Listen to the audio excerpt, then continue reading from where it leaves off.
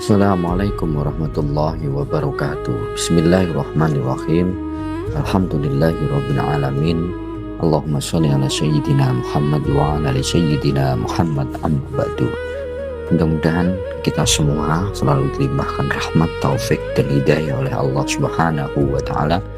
Dan mudah-mudahan senantiasa kita dimampukan untuk berselawat kepada baginda Rasulullah sallallahu alaihi wasallam, serta mudah-mudahan dengan itu semua kita nanti kelak di yaumul kiamah betul-betul diakui menjadi umat baginda Rasul dan sekaligus mendapat syafaat atau pertolongan dari baginda Rasulullah Shallallahu Alaihi Wasallam. Amin Allahumma amin.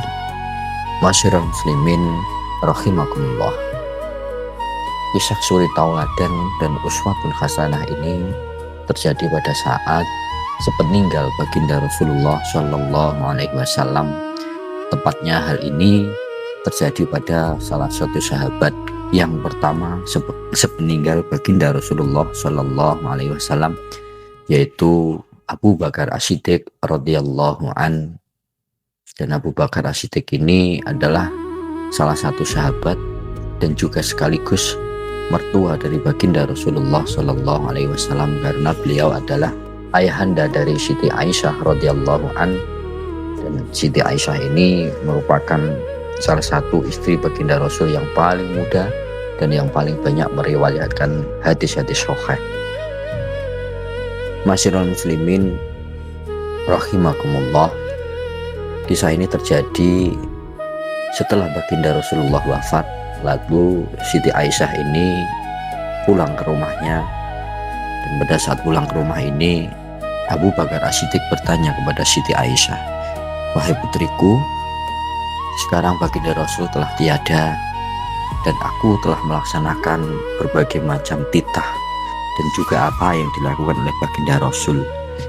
Tentu masih ada mungkin beberapa hal yang belum saya lakukan, dan kamu menjadi salah satu istrinya baginda Rasul, tentu tahu apa yang baginda Rasul lakukan dan itu belum ayah lakukan." Lalu Siti Aisyah berkata, "Sudah semua ayah, sudah semua yang dilakukan oleh baginda Rasul dan engkau sudah melaksanakannya dengan baik." Lalu Abu Bakar bertanya lagi, "Coba ingat-ingat Siti Aisyah, mungkin ada walaupun itu hal kecil yang dilakukan oleh baginda Rasul dan aku belum melakukannya." Lalu Siti Aisyah terdiam sesaat dan lantas menjawab, "Oh ada, Pak. Ada ayah. Ada salah satu perbuatan baginda Rasul yang itu ayah belum lakukan." "Apa itu, wahai anakku?" Lalu Siti Aisyah menceritakan bahwa setiap pagi baginda Rasul pergi ke sudut suatu pasar, dan di situ baginda Rasul menyuapi seorang yang tua yang renta, dan dia adalah pengemis yang buta yang hanya bisa duduk di pojok sebuah pasar. Lalu baginda Rasul setiap pagi itu menyuapinya dengan baik, memberi makan dengan lemah lembut dan menasihatinya. Lalu Abu Bakar As-Siddiq menghela nafas panjang. "Aku membela baginda Rasul dengan segenap nyawa, upaya dan daya. Siapapun yang menghalangi dakwah beliau akan aku habiskan. Kalau hanya untuk menyuapi seorang pengemis yang ada di pojok pasar, itu aku pasti sangat bisa, wahai anakku. Wahai ayah, itu dilakukan setiap hari dengan istiqomah. Bismillahirrahmanirrahim. Saya pasti bisa, Siti Aisyah. Saya pasti bisa melakukannya." Pada saat hari pertama Abu Bakar As-Siddiq pergi ke pojok pasar yang telah ditunjukkan oleh Siti Aisyah, dan mulailah hari itu baginda Rasul Abu Bakar menggantikan baginda Rasul yang telah wafat untuk menyapi si pengemis ini. Sehari berlalu, Abu Bakar dapat menyuapinya dengan baik. 2 hari dilakukan, 3 hari dilakukan, dan pada saat hari yang keempat inilah terjadi sebuah kejadian yang Abu Bakar As-Siddiq tidak mampu melanjutkan kegiatan baginda Rasul walaupun hanya sekedar menyuapi seorang pengemis ini. Pada saat hari keempat itu pengemis ini berkata, "Kamu ini siapa? kok suapamu tidak seperti biasanya. Lalu Abu Bakar As-Siddiq, ya aku itu orang yang tiap hari menyuapimu. Tidak, orang yang biasa menyuapiku tiap hari datang ke sini dengan mengucapkan salam, dengan lemah lembut, makanannya itu dilunakkan terlebih dahulu, sehingga aku tidak perlu mengunyah terlalu panjang. Pada saat memberi makan pengemis ini, pada saat baginda Rasul masih hidup dulu, pengemis ini tidak tahu bahwa yang menyuapinya adalah dulu itu baginda Rasul. Dan pada saat itu pengemis ini masih belum mendapat hidayah dan belum meluk asal agama Islam. Setiap kali disuapi oleh baginda Rasul, pengemis ini selalu mengolok-olok baginda Rasul. Kamu orang baik, tiap hari menyuapiku, tapi ingat ya, kamu kalau ketemu dengan Muhammad, kalau perlu bunuh dia, karena dia itu seorang penghasut. Muhammad itu adalah seorang penyihir, dia menyebarkan agama sesat.